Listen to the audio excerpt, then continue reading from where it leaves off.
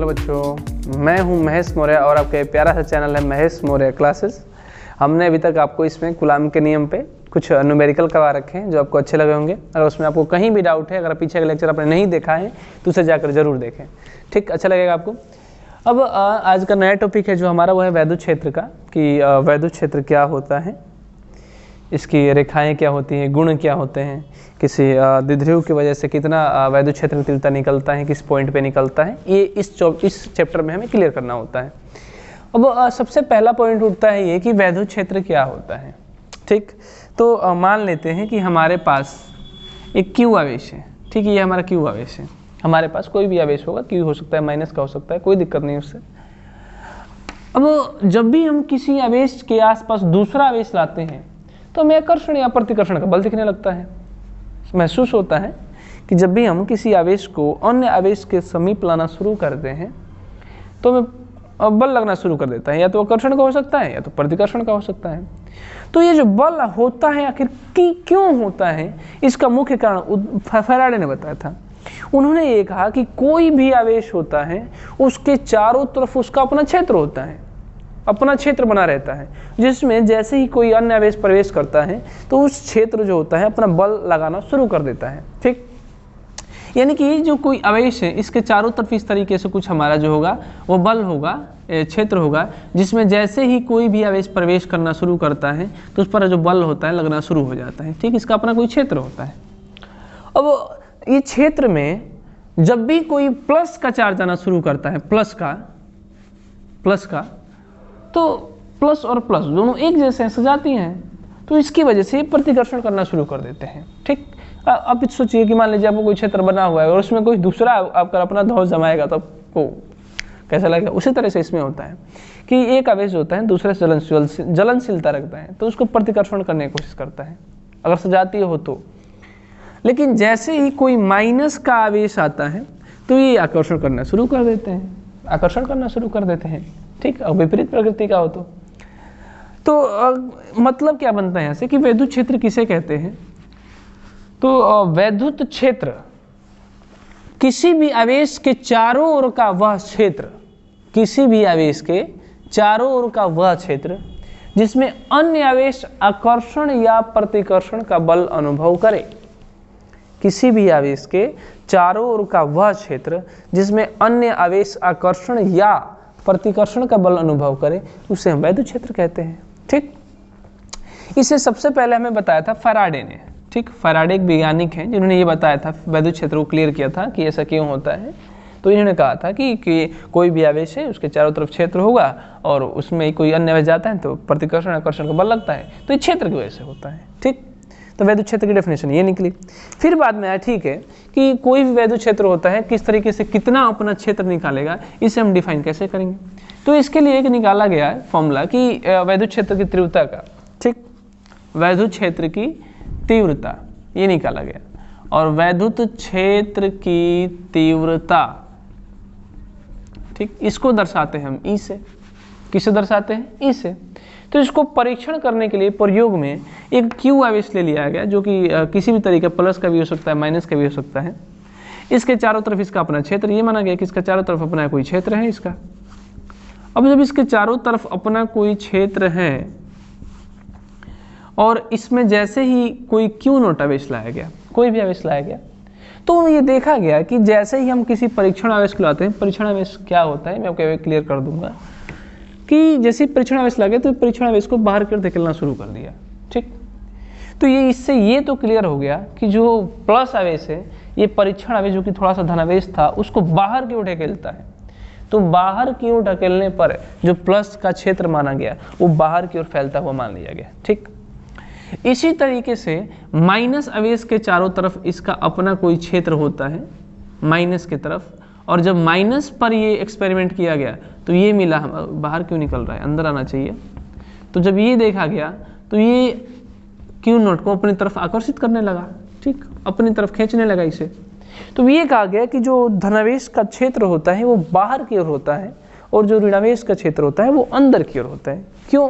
क्योंकि परीक्षण आवेश को जो प्लस आवेश होता है वो बाहर ढकेलता है और जो माइनस होता है ये अपनी ओर आकर्षित करने लगता है, ठीक। अब बात ये उठी कि परीक्षण आवेश क्या होता है। तो जो परीक्षण आवेश होता है ये एकदम अत्यंत छोटा आवेश होता है, जिसका मान पॉइंट में 0.000 कूलाम हो सकता है। ठीक, इस तरीके से बहुत ही छोटा होता है और इसका अपना कोई वैद्युत क्षेत्र नहीं होता है। और ये माना गया कि अगर मान लीजिए इसका कोई अपना वैद्युत क्षेत्र हो जाएगा तो ये दूसरों को खुद अपने क्षेत्र से हटाने लगेगा। इस वजह से इसका माना गया कि इसका कोई वैद्युत क्षेत्र नहीं है, ये अत्यंत छोटा है। फिर दूसरा पॉइंट उठा कि ठीक है परीक्षण आवेश है, तो ये जो है इसको क्या कहेंगे, तो इन आवेशों को कहा गया मूल आवेश। मूल कि जिस पर वैद्युत क्षेत्र के, जिससे वैद्युत क्षेत्र के प्रभाव का अध्ययन किया जा सके उसे मूल आवेश कहते हैं। और जिस पर यानी कि इस पर अध्ययन करते हैं तो उसे हम परीक्षण आवेश कहते हैं। ठीक, फिर यानी कि वैद्युत क्षेत्र की तीव्रता क्या है, तो वैद्युत क्षेत्र की तीव्रता जनरली जो होता है ये F/Q0 होता है। वैद्युत क्षेत्र की तीव्रता F/Q0। ये माना गया कि किसी एक आवेश तथा परीक्षण आवेश पर लगने वाला बल, किसी एक आवेश तथा परीक्षण आवेश पर लगने वाला बल तथा परीक्षण आवेश के मान के अनुपात को वैद्युत क्षेत्र की तीव्रता कहा जाता है। परीक्षण आवेश पर लगने वाला बल, किसी आवेश से परीक्षण आवेश पर लगने वाला बल तथा परीक्षण आवेश के मान के अनुपात को वैद्युत क्षेत्र की तीव्रता कहा जाता है। ठीक, जो वैद्युत क्षेत्र की तीव्रता होती है ये एक सदिश राशि होती है। कैसी राशि होती है, सदिश राशि होती है वैद्युत क्षेत्र की तीव्रता। और जो इसका मात्रक निकल कर आता है वो आता है न्यूटन प्रति कूलाम, और इसका दूसरा मात्रक होता है वोल्ट प्रति मीटर। ठीक, क्योंकि F का मात्रक न्यूटन और जो Q है आवेश है इसका मात्रक कूलाम, तो न्यूटन प्रति कूलाम। और एक आगे हमें क्लियर हो जाएगा कि इसका जो दूसरा मात्रक होता है वोल्ट प्रति मीटर होता है। ठीक, अब ये बात बना ठीक है कि इसका विमीय सूत्र क्या है, तो जो इसका विमीय सूत्र है वो N न्यूटन का होता है m1L1T/-2 और कूलाम के लिए AT, तो ये मिलकर आता है m1L1T/-3 और A/-K1। ये जो होता है हमारा वैद्युत क्षेत्र की तीव्रता का विमीय सूत्र होता है। ठीक, फिर ये बना बाद में कि चलिए ठीक है, और किसी भी एक बिंदु आवेश से आपको वैद्युत क्षेत्र की तीव्रता निकालनी हो तो आप किस तरीके से इसे सॉल्व करेंगे। ठीक, चलिए तो किसी भी एक बिंदु आवेश से हम वैद्युत क्षेत्र की तीव्रता को निकालते हैं, देखते हैं कैसे होता है ये। तो मान लेते हैं कि हमारे पास यहाँ कोई Q आवेश है प्लस का है, और ये हमारे पास कोई Q0 है जिस पर हमें मान लीजिए कि इस बिंदु पर हमें वैद्युत क्षेत्र की तीव्रता निकालनी है, इस बिंदु पर, और यहाँ से जो यहाँ तक की दूरी है ये R है। ठीक, तो कभी भी अगर आपको वैद्युत क्षेत्र की तीव्रता निकालनी हो किसी बिंदु पर तो आप झट से वहाँ पे कोई Q0 रख ले। क्या रख ले, Q0 की। मान लेते हैं कि Q0 पर जो है हमें वैद्युत क्षेत्र की तीव्रता निकालनी है, बल निकालना है, ये मान के चलें, क्योंकि ये भी आया था हमारे पास यहाँ पे कि E बराबर में F/Q0। ठीक, ये निकल कर आया था हमारा कि किसी भी आवेश द्वारा किसी परीक्षण आवेश पर लगने वाला बल और परीक्षण आवेश के मान के अनुपात को वैद्युत क्षेत्र की तीव्रता कहा जाता है। तो बल निकालेंगे, मान लेते हैं सूत्र है हमारे पास, तो जो इन दोनों के बीच बल निकल कर आएगा वो आएगा Q0 बट R²। कूलाम के नियम से हमने निकाल लिया। अगर हमें E चाहिए, E का मान, तो हम कहेंगे कि Q0 बटा R², और एक Q0 है तो Q0 से Q0 क्या हो जाएगा, कट जाएगा। तो ये आएगा हमारे पास E बराबर में KQ बटा R²। ठीक, तो ये होता है वैद्युत क्षेत्र का फॉर्मूला निकल कर आ जाता है सिंपली में। ठीक, तो अगर आपसे कोई पूछता है कि वैद्युत क्षेत्र की तीव्रता का जो सूत्र होता है उसका क्या होता है, तो हम कहेंगे E बराबर में KQ बटा में R²। किसी बिंदु पर वैद्युत क्षेत्र की तीव्रता किस तरीके से निकालेंगे, तो हम कहेंगे कि जिस बिंदु पर निकालना है हमें वहाँ पे एक छोटा सा आवेश परीक्षण आवेश रख लेना है, बल निकाल देंगे, उस पर जितना बल निकलेगा उससे हम Q0 से डिवाइड कर देंगे तो डायरेक्ट हमारा जो है वैद्युत क्षेत्र की तीव्रता मिल जाएगी। या डायरेक्ट ये भी फॉर्मूला आ गया हमारे पास कि E बराबर में KQ बटा में R², हम इस पर भी डायरेक्ट सॉल्व कर सकते हैं। ठीक, चलिए फिर इसमें निकल कर आया कि चलिए ठीक है, जो भी आपने थोड़ी देर पहले रेखा खींची थी प्लस आवेश का बाहर और माइनस आवेश का अंदर, ये किस तरीके से आप बनाते हैं, तो ये पॉइंट आता है हमारा वैद्युत क्षेत्र रेखाएं में कि वैद्युत क्षेत्र रेखाएं क्या होती हैं। वैद्युत क्षेत्र रेखाएं, वैद्युत क्षेत्र रेखाएं क्या होती हैं। ठीक, वैद्युत क्षेत्र रेखाएं क्या होती हैं, तो मैं आपको सिंपल कह देता हूँ कि जब हमारे पास यहाँ प्लस आवेश था तो इससे रेखा जो है बाहर निकली थी। क्यों निकली थी मैंने आपको यही बताया, क्योंकि परीक्षण आवेश लगा, बाहर क्यों बल लगा, बाहर की ओर बल लगने की वजह से इसका जो मान आया वो हमारा बाहर की ओर आया, रेखाएं बाहर की ओर। जो माइनस आवेश होता है इसकी जो होती है रेखा वो अंदर की ओर आती है, क्योंकि ये जो परीक्षण आवेश को अंदर की ओर इसने आकर्षित किया है, इस वजह से हम इसकी रेखा को अंदर की ओर मान के चलते हैं। ठीक, तो आखिर होता क्या है ये कि वैद्युत क्षेत्र रेखाएं हैं क्या? तो जो वैद्युत क्षेत्र रेखाएं होती हैं ये काल्पनिक रेखा होती है, मानी जानी रेखा होती है। क्षेत्र तो पूरा होता है, रेखा थोड़ी ना होती है, तो ये मानी हुई रेखाएं होती हैं, काल्पनिक होती हैं। तो वैद्युत क्षेत्र रेखाएं वे काल्पनिक रेखाएं होती हैं जिस पर कोई धन आवेश, एकांक धन आवेश पथ, जिस पथ पर गति करता है उसी को वैद्युत क्षेत्र रेखाएं कहते हैं। ठीक, सिंपल था ये। वैद्युत क्षेत्र रेखाएं वे काल्पनिक रेखाएं होती हैं जिस पर कोई परीक्षण आवेश गति करता है। ठीक, फिर सुनिए, वैद्युत क्षेत्र रेखाएं वे काल्पनिक रेखाएं होती हैं जिस पर कोई परीक्षण आवेश गति करता है, या वैद्युत क्षेत्र रेखाएं वे रेखाएं काल्पनिक रेखाएं होती हैं, निष्कोण वक्र वाली वे काल्पनिक रेखाएं होती हैं जिसका प्रत्येक बिंदु वैद्युत क्षेत्र की दिशा को प्रदर्शित करता है। ठीक, ये भी हम कह सकते हैं। तो ये रहा एक प्लस धनावेश की वजह से क्षेत्र कैसा होता है, और ये रहा कि माइनस की वजह से क्षेत्र कैसा होता है, परीक्षण आवेश क्या होता है। तो ये केवल टेस्ट चार्ज है, इसका अपना कोई वैद्युत क्षेत्र नहीं होता है।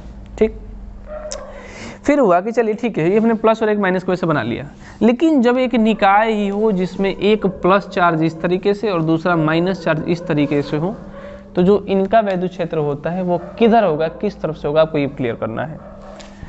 तो जो प्लस होता है इससे रेखाएं निकलती हैं, किधर जाती है, माइनस की ओर चली जाती है। ठीक, इधर से गई या माइनस की ओर पहुंच गई, यहाँ से निकली माइनस की ओर पहुंच गई, यहाँ से निकली फिर यहाँ प्लस की ओर पहुंच गई, माइनस की ओर पहुंच गई, यहाँ से निकली फिर ये माइनस की ओर पहुंच गई, ये इधर से निकली, ये इधर से निकली, ये इधर आ गई, ये इधर आ गई, ये बन गया हमारा केकड़ा, केकड़ा जिसके पैर हैं। चलिए, तो प्लस से निकलती हैं और कहाँ चली जाती हैं, माइनस की ओर चली जाती हैं। आखिर ऐसा क्यों होता है कि रेखाएं प्लस से निकलती हैं और माइनस पर आ जाती हैं? इसका मेन एक रीजन होता है। चलिए दिखाते हैं क्या होता है इसमें, ऐसा क्यों है कि जो क्षेत्र रेखाएं होती हैं वो प्लस से निकलती हैं और माइनस की ओर जाती हैं। मैं इसको आपको क्लियर कर देता हूँ। देखिए, ये जो है हमारे पास प्लस आवेश है और ये जो है हमारा माइनस आवेश। चलिए, अब क्षेत्र मालूम करने के लिए आपने क्या प्रयोग किया था, परीक्षण आवेश। तो मान लेते हैं कि यहाँ पर एक परीक्षण आवेश Q0 है। ठीक, जिस पर जो बल लगा इस प्लस की वजह से वो इधर की ओर लगा, और इस माइनस की वजह से जो इस पर बल लगेगा वो अपनी ओर आकर्षित करेगा। ठीक, तो इसने आकर्षित किया और इसने इसको इधर की ढकेला, इस साइड। तो जो इनका परिणाम है वो क्या, कुछ इस तरीके से आएगा। इसका परिणाम इधर भगा, इधर इस टाइप में इधर भग रहा है। और फिर जैसे ही ये कुछ दूरी पर यहाँ चलेगा तो इस प्लस से जो बल लगेगा इस पर इधर की ओर लगेगा। ठीक, और इस माइनस से जो बल लगेगा वो इस पर इधर की ओर लगेगा। यानी कि इस बार जो परिणाम आएगा कुछ इस तरीके से आएगा, नीचे झुक जाएगा। फिर जैसे ही ये इस बिंदु पर आएगा तो इसका जो बल है वो इधर प्लस की वजह से, और जो माइनस के वजह से बल है वो कुछ इधर लगेगा। तो इसका जो दिशा है वो कुछ इस तरीके से आ जाएगा। यानी कि जैसे जैसे हम परीक्षण आवेश को आगे की ओर देख रहे हैं तो हर बिंदु पर इस तरीके से कुछ मुड़ता हुआ नजर आ रहा है। ठीक, यही कारण है कि प्लस आवेश निकलता है, यहाँ से प्लस आवेश से रेखाएं निकलती हैं और माइनस की ओर चली जाती हैं। इसका मेन रीजन होता है। ठीक, देखो प्लस से निकला है और माइनस की ओर झुकता हुआ चला जा रहा है, प्लस से निकला है माइनस की ओर झुकता गया, प्लस से निकला माइनस की ओर झुकता गया। ठीक, तो ये होता है इनका मेन रीजन कि ये प्लस से निकलती हैं और माइनस की ओर चली जाती हैं। तो आखिर ऐसा क्यों होता है? तो आप कह सकते हैं कि चूंकि जैसे ही हम कोई परीक्षण आवेश लेते हैं तो उसमें दो बल कार्य करते हैं, और जैसे ही दो बल कार्य करते हैं तो धीरे धीरे झुकते चला जाता है। इस वजह से रेखाएं प्लस से निकलती हैं और माइनस की ओर चली जाती हैं। ठीक, चलिए अब इसका बात ये उठता है कि चलिए हमारे पास जब एक प्लस था और दूसरा माइनस था तब के हमने रेखाएं क्लियर कर ली। फिर इसमें आता है कि मान लीजिए कि दोनों के दोनों आवेश ही अगर प्लस के हों तो रेखाएं किस तरीके से बनेंगी। चलिए इसको क्लियर कर लेते हैं। मान लिया कि ये हमारे पास एक प्लस आवेश, ये दूसरा प्लस आवेश, इसकी क्षेत्र रेखाएं खींचिए। किस तरीके से खींचेंगे तो देखिए कैसे खींचेंगे। ये भी प्लस, इसकी भी रेखा बाहर, इसकी भी रेखा बाहर, प्लस प्लस प्रतिकर्षण करेंगे, यानी कि रेखाएं भी प्रतिकर्षण करेंगे। यानी कि जो इसकी रेखा होगी कुछ इस तरीके से जाना शुरू कर देगी ऊपर की ओर। ठीक, ऊपर की ओर जाना जो है शुरू कर देंगे इसकी, तो इसकी भी तो रेखा इसी तरीके से तरह जाएगी। फिर इसकी एक नीचे, इसकी भी एक रेखा नीचे। ठीक, इसकी एक रेखा इस तरीके से जाएगी, ये रेखा नीचे इस तरीके से जाएगी, ये रेखा भी इधर नीचे जाएगी, ये रेखा भी इधर नीचे जाएगी, फिर पूरा सिंपल में जाना शुरू कर देंगे इधर से, ठीक। इधर से जाना शुरू कर दिया इसने, ठीक। तो प्लस प्लस आवेश एक दूसरे से प्रतिकर्षण करते हैं, जिसकी वजह से रेखाएं इनकी इस तरीके से हो जाती हैं। और चूंकि प्लस प्लस आकर्षण करते हैं तो आकर्षण की वजह से यहाँ पे कोई रेखा उपस्थित नहीं रहती। तो इस बिंदु को हम उदासीन बिंदु कहते हैं, न्यूट्रल पॉइंट कहते हैं। और यहाँ पर जो ई का मान होता है वो 0 होता है, ठीक। इस बिंदु पर उदासीन बिंदु होता है। कब? जब दोनों ही प्लस आवेश हो, समान हो, तब। लेकिन जब एक आवेश प्लस का क्यू हो और दूसरा ज्यादा प्लस का क्यू, मान लीजिए 9 क्यू आ गई, ये मजबूत हो गया, तो इसकी जो रेखा होती है इसी तरीके से निकल जाती है यहीं से। लेकिन जो इसकी रेखा होती है कुछ इधर से आती है इस तरीके से, ठीक। क्योंकि इसकी रेखा ज़्यादा हो जाएगी दूर तक, क्योंकि इसका आवेश ज़्यादा है, ये बल ज़्यादा लगाएगा।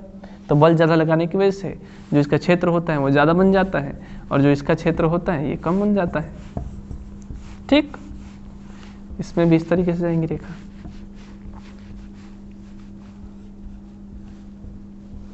और इसका जो न्यूट्रल पॉइंट है कहीं इधर आएगा, देखिए थोड़ा सा इधर की ओर शिफ्ट हुआ पड़ा है, ठीक, इधर की ओर आया पड़ा है। तो जो इसका उदासीन बिंदु होता है, जब दोनों के दोनों आवेश समान हो तो इनके मध्य बिंदु में होता है। लेकिन जब दोनों के दोनों आवेश सजातीय हों लेकिन एक का परिमाण अधिक हो तो जो उदासीन बिंदु होता है ये कम वाले की ओर खींचा चला आता है, क्योंकि एक जिसका आवेश ज़्यादा है वो ज़्यादा बल लगा देगा, और ज़्यादा बल लगाने की वजह से जो उदासीन बिंदु होगा वो कम वाले की तरफ शिफ्ट हो जाएगा, ठीक।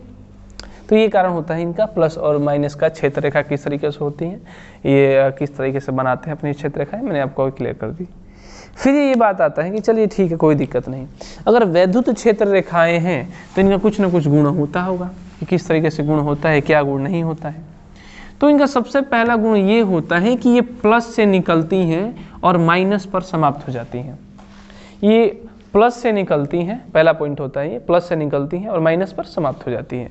कहने का मतलब है कि अगर ये प्लस से निकल रही हैं तो सीधे कहाँ जाएंगी? माइनस पर जाकर समाप्त। प्लस से निकली माइनस जाकर समाप्त, ठीक, ये होता है, समाप्त हो जाती हैं। पहला पॉइंट तो ये होता है। दूसरा पॉइंट ये होता है कि ये खुले वक्र की होती है, खुला वक्र बनाती हैं। कहने का मतलब है कि इनका जो भी वक्र बनता है ये कहीं बंद नहीं होता, ये खुला रह जाता है, ये कोई बंद नहीं होगी, खुला है, यहाँ से गई यहाँ समाप्त, खुला है ये। बंद का मतलब होता है कि यहाँ से इस तरीके से गई, यहाँ निकल कर आगे इस तरीके से, तो ये बंद हो जाता है, ठीक। ये चुंबकीय क्षेत्र रेखाओं में होता है, ये जो होता है वैद्युत क्षेत्र रेखाएं। तीसरा पॉइंट ये होता है कि जो ये रेखाएं होती हैं वो एक दूसरे को कभी नहीं काटती। वैद्युत क्षेत्र रेखाएं एक दूसरे को कभी नहीं काटती। मतलब क्या है कि मान लीजिए प्लस से निकला, माइनस पर जाना है, तो इधर से ये निकला, फिर इधर से निकला, इसको कट कर ऐसे किया, तो ये कभी पॉसिबल नहीं है, ये कभी संभव नहीं है। जो वैद्युत क्षेत्र रेखाएं होती हैं ये एक दूसरे को कभी नहीं काटती हैं, ठीक। सबसे बड़ी बात क्यों नहीं काटती?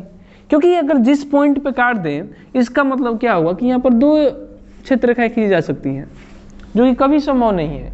एक ही आवेश के लिए, एक प्लस के लिए, एक माइनस के लिए परिणामी एक ही निकल पाता है, ठीक। इस वजह से ये दो रेखाएं संभव नहीं होती हैं। कारण क्या है? हम क्या कहेंगे कि वैद्युत क्षेत्र रेखाएं एक दूसरे को क्यों नहीं काटती?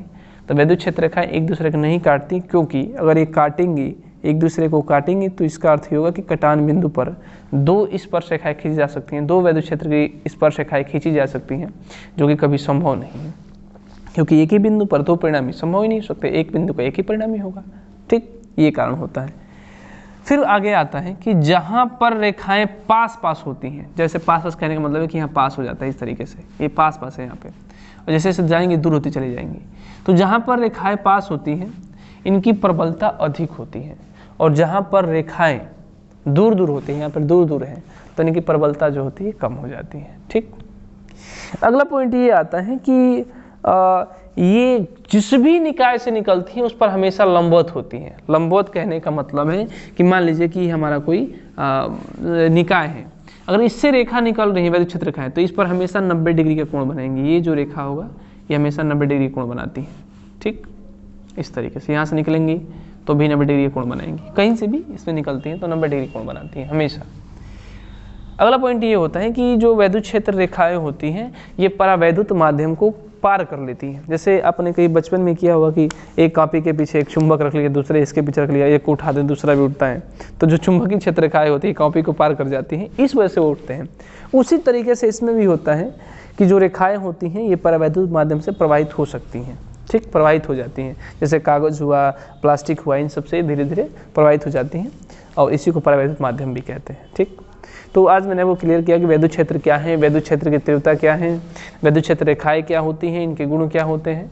अगले में जब हम भी आप इस पर लेक्चर देंगे तो इसमें वैद्युत ध्रुव के बारे में पढ़ेंगे, किसी सर्कुलर के बारे में पढ़ेंगे, हम आपको धीरे धीरे सब पॉइंट क्लियर करते जाएंगे, ठीक। अगर आपको इस पर वीडियो में कोई भी डाउट है इस पर तो आप कमेंट कर सकते हैं। अगर आपको ये अच्छा लगा हो तो लाइक कीजिए, सब्सक्राइब कीजिए, शेयर कीजिए, सपोर्ट भी करते रहिए, क्योंकि अगर आप सपोर्ट करेंगे तभी हम धीरे धीरे आगे बढ़ सकते हैं, ठीक। चलिए।